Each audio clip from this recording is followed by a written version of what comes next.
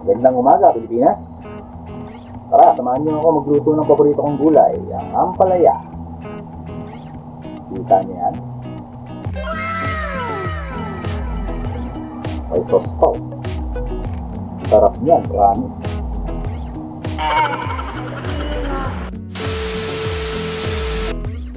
Ito nga pala ako magluto ng ampalaya, no? Main ingredients ko, bacon, siyempre, bitter gourd or ampalaya. Okay. Tignan natin, napakadali lang nito. Alagay lang natin yung iniwa kong frozen bacon sa pan. Ganyan lang ang hiwa, mga half inch. Nice. Lagay lang natin lahat yan. Ayos lang natin. Tapos dalawang medium size na kamatis na hiniwa sa apat. Oh my God!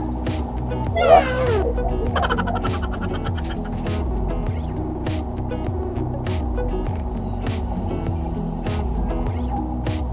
Nga pala, patay pa yung kalan ko, ha. Madaldal ka eh.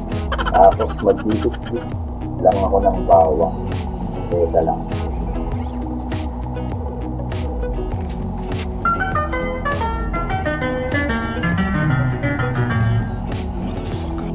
Yan.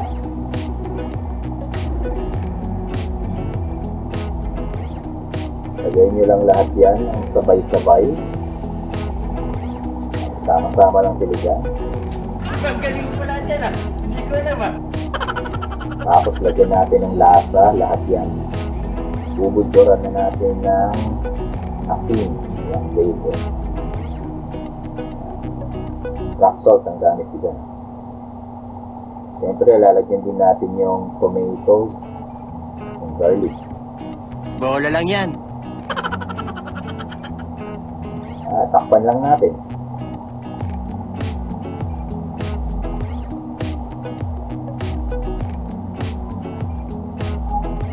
Ngayon pa lang ako magbubukas ng kalan. Medium heat lang.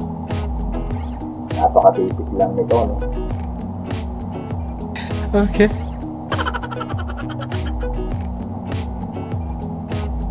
Nga pala, walang mantika to, ano guys? Kasi yung bacon, madaming pabayan. Malakas maglabas yan ng mantika, so yun na yung gagamitin natin para mas masarap. Igisa natin siya sa sarili niyang mantika. Wow naman! Wow! Wow! Papansin nyo, no? Dinedefrost ko yung bacon sa pan na mismo. Ito yung paraan ko ng pagde-defrost. Yung sinasabay sa pagluluto. Yan, no? Habang nalulusaw yung tubig niyan, lumalabas pati ng tika ng bacon. Danitin tayo ng magic sarap. Pero ang piraso, siguro. Yung ampalaya nga pala, na-prepare ko na. Nugasan ko yung buong ampalaya. Tapos tinanggalan ko lang ng buto sa gitna. Tapos iniwa ko lang ng manipis. Hindi ko rin nilamas yun sa asin. Kasi nawawala yung sustansya kapag gano'n ang ginagawa natin sa ampalaya. Pero namang paraan para hindi masyadong mapait ang ampalaya. Napakita ko sa inyo dito. Sana i-try ninyong gawin kapag kayo naman yung nagluto.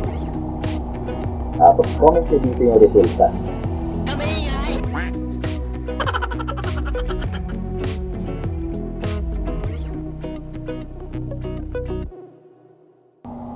Napapansin nyo, no? Lumalabas na yung mga tubig niya. Yan. Tubig niya siya, no? Kasama dyan yung mantika niya. Takpan lang natin para hindi gagawin matuyuan. Kasi niluto natin sa steam yung kamatis. Wow naman! Wow! Wow! Yan lang natin, lalabasan yung mantika. Gamit din tayo ng dalawang itlog mamaya. Gamit kong ampalaya dyan is dalawang malaking ampalaya. So yan, fast forward na natin.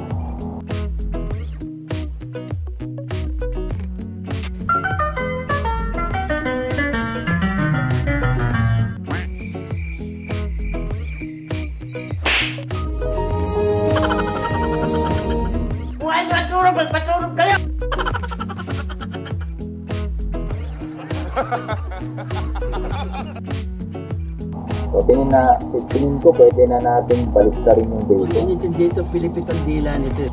Balik ka rin natin. Kabilang side naman. Lumabas din yung biga.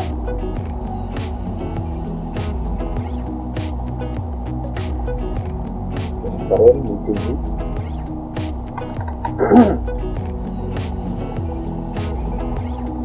Yung kamatis pwede na natin iga. Bawang gawin na natin sa panin. Okay. Takpan na ulit natin para makakuha tayo ng glaze galing sa bacon. Wow naman! Wow!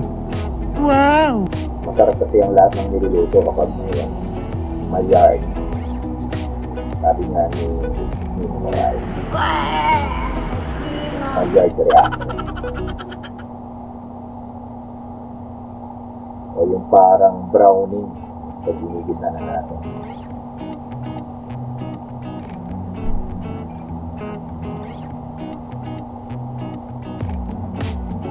Hindi yung may iwang parang dumidikit sa ilalim ng kawali.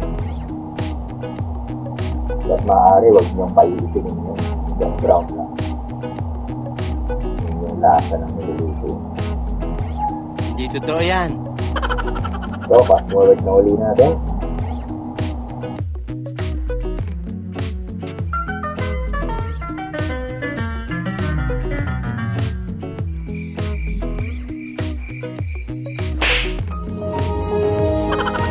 Na, no?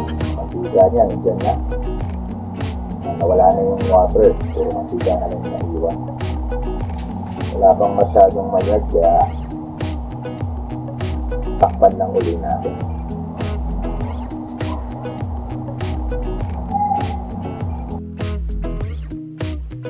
A few moments later. So yan, tingin ko nakakuha na tayo ng glaze na. Marami na tayong nag-brown na yung bacon saka yung tomato.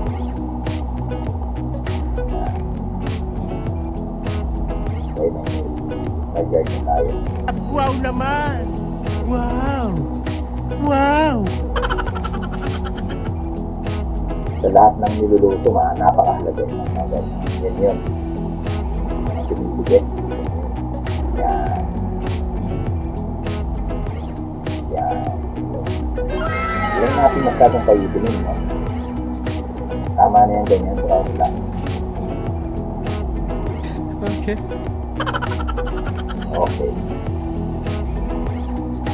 So ngayon, kukunin natin yan. Kaya maglalagay tayo ng tubig. Nice. Kukunin natin yung maillard, yung mga tumiligit sa ilalim. Pamamagitan ng tubig. Ayan, no? Nag-brown ka agad yung sabaw natin. No? Ang galing mo pala dyan ah. Hindi ko alam ah. Okay, dyan din natin lulusawin yung magic sarap. Ayan, may kulay na agad. Will you please repeat it? Ayan, lagay na natin yung magic sarap.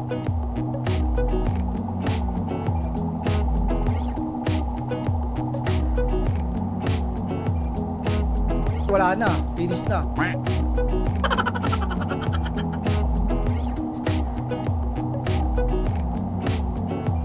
Tunawin lang natin.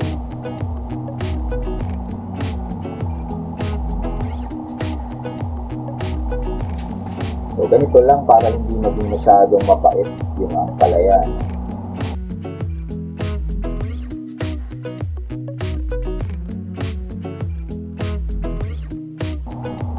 Lagay na natin yung ampalaya. Kalat lang natin. Why are you running? Why are you running? Yan.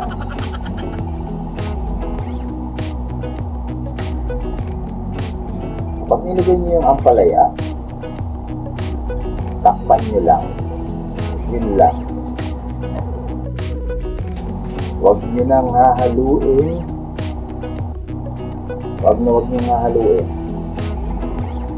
Huwag nyo rin lalakasan yung apoy. Kasi para mo na rin hinalo yan kapag sobrang lakas ng kulo. Bola lang yan. Tamang init. Tamang kulo lang. Yun lang, hindi na masyadong papait. Siyempre, hindi natin kakalimutan. Dalawang itlog. Alas man ang bunga nga mo, ha? I-prepare na natin. Lagyan lang din natin ng asin. Itlog. Yan. Tapos babatiin na natin. Galing ko magbati ng itlog.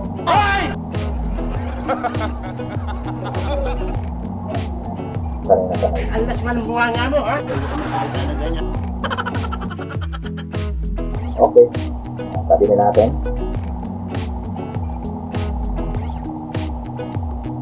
So mga 3 minutes lang na pakuluan sa ampalaya. Okay, so fast forward na natin.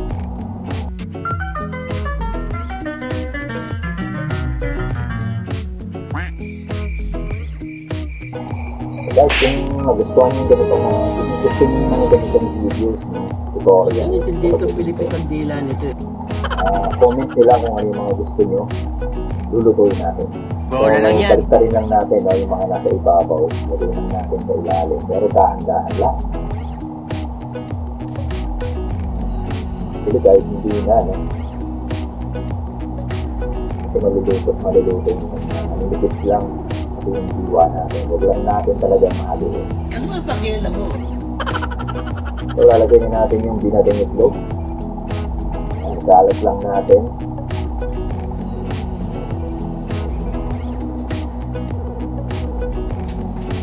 Sipin natin lahat at ayaw mo.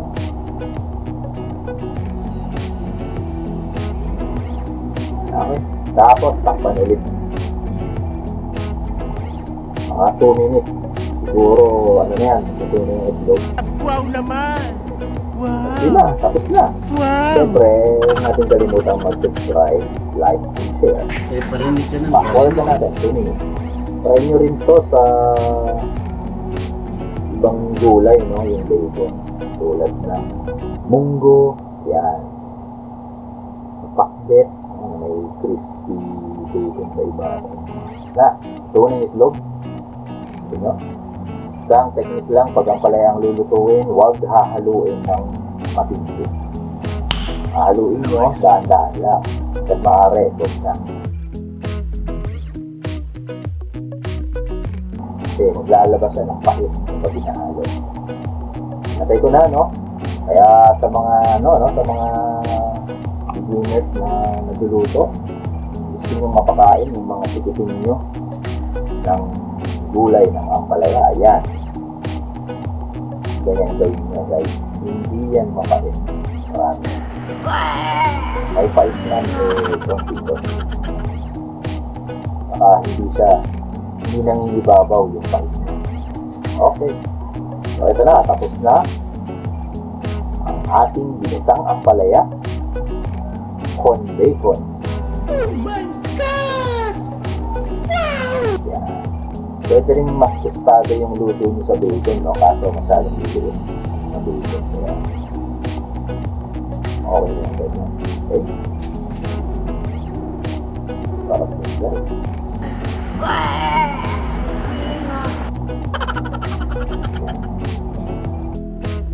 Kaya nga, ikaw alam kung magaling ang tsamba mo, malakas eh.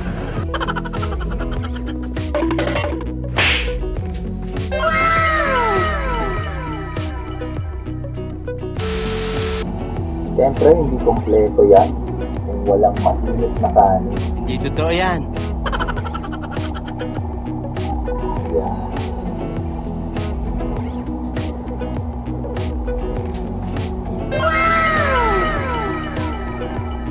Yan.